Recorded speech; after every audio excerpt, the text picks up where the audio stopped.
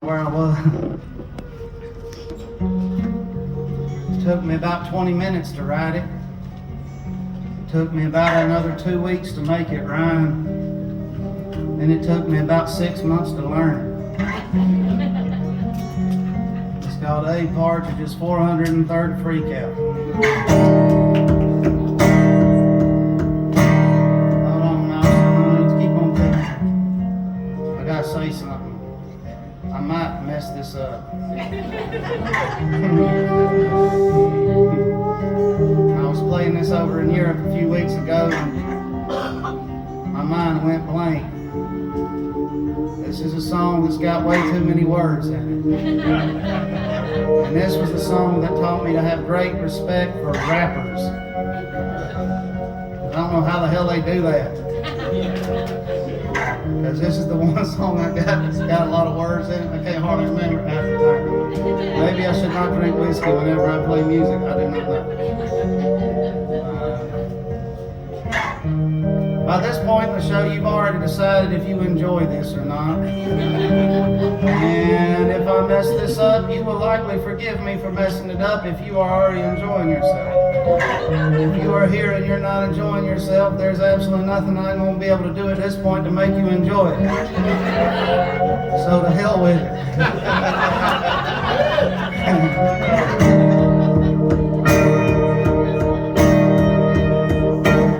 Well, sometimes I think we're already dead, or this trap that I call time is just some inception-like dream state I'm in. As I lay dying, I think maybe we never existed at all. We're just some five-sensed hallucination, or just the mirror image of a higher reality beyond our comprehension. And I lie awake at night, I can't keep my mind from wondering about what it all means, that I have the ability to wonder what it all means. And you know that nobody in this whole wide world can give you the definition of consciousness that doesn't venture off into religion or some kind of absurdist pseudoscience.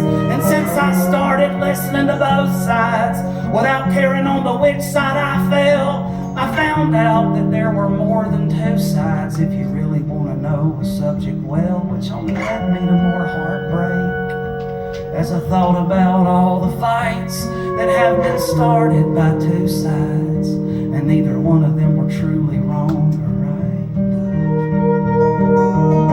And then I started considering the brutality that I witness every day, and how numb to the sight of human suffering that I'd become in my middle age. Cause all the fascists and the commies been spewing out their dogmas, taking over the conversations. Any voice that's devoid of an agenda has been removed from consideration. And I started thinking about the weapons of mass destruction, biological and chemical and nukes. We could have had them all fired from the push of a button of this orange presidential buffoon. And so I started reading up on how I was going to survive a nuclear apocalypse. And after my research, I concluded I didn't even want to survive to live in a world like that. So even if I try to be positive and convince myself that someday we might actually see peace, well, it's then that I realize in like 1,000,000 years or something, our planet's gonna cease to be, because the sun has gravity too, you know. And we're being pulled in as we orbit. If we don't find a way to destroy ourselves, then the sun's gonna do it for us. So, la la la la la la la la, turn off your mind. La la la la la la la la, turn off your mind. La la la la la la, turn off your mind. Because an active mind, it's the devil's playground.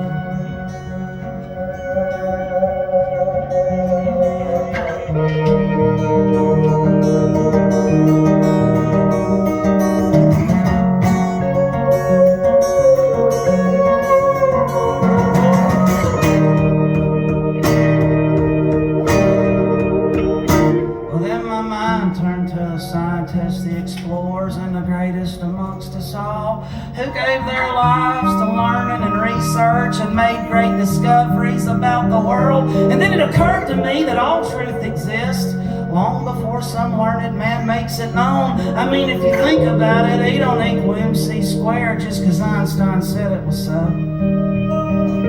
And now considering this, science kind of seems like a waste. I'm going to devote myself to art. At least an artist creates something of value, a unique representation of his heart. But then I looked around at this plastic world, and their frowning faces and their disdain for beauty, and I seen all the poor, starving artists dwelling at the fringes of a cold society. But you know that we would not have for release if it were not for this individual named Beethoven. And we'd certainly not have the White Album if Paul McCartney never met John Lennon. And I said, well, maybe that's my problem. I miss my Lennon. Somehow that chance done passed me by, and that's the reason I'm standing here singing this stupid song and losing my freaking mind.